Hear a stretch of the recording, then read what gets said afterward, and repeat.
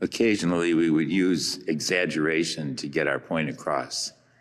For example, a man who is carrying a very heavy load might remark, "It weighs a ton." Well, it doesn't really weigh a ton, that's 2,000 pounds.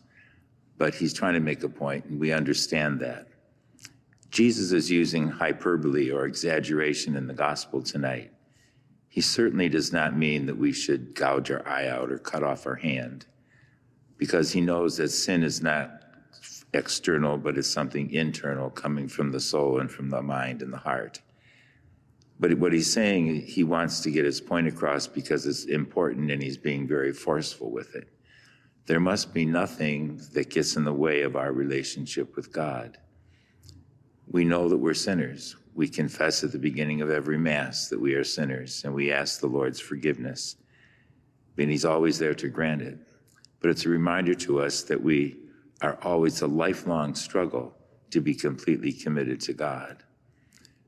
A little child doesn't understand a lot of things because they don't have the intellectual development or the moral development that they need to understand. And so they often do things that are not right. I saw a commercial this past week on TV. They were advertising spaghetti sauce. And they had a jar of Prego and they had a jar of ragu. And there were 2 bowls of spaghetti. And they poured the ragu on one and the Prego on the other. And there was a baby sitting in a high chair, blonde hair, a cute little kid. And they put the 2 bowls of spaghetti in front of him. Well, he wasn't having anything to do with a fork, so he started what's most delightful for him. He's eating the spaghetti with his hands. Well, the next thing you see, there's spaghetti sauce all over his face and his ear and his blonde hair.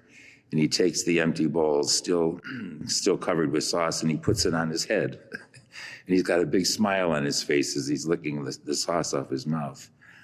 It wasn't good for him to do that. I think spaghetti sauce in your ear or your eye could be a problem. But he didn't care about that. He didn't understand those values. He was just having fun eating the spaghetti. Sometimes as adults, we can do things too just because it's fun, but it may seem to be, but it really isn't good for us to do. And I think that's what the gospel's telling us tonight, that we have to make sure that each day that we try not to do anything that keeps us from being totally committed to God. That's why Sirach in the book, first reading tonight, is calling everybody to conversion of heart, because we are always needing to turn more fully towards God. Hopefully by the time that we come to meet him in heaven, we'll be completely ready to see him face to face. The Eucharist gives us that ability. This Mass gives us the ability, because we're consuming Christ himself. He gives us the ability to turn from evil and to do just good.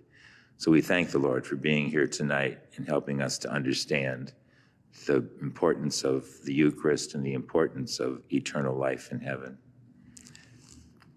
Let us stand and offer our prayers and petitions.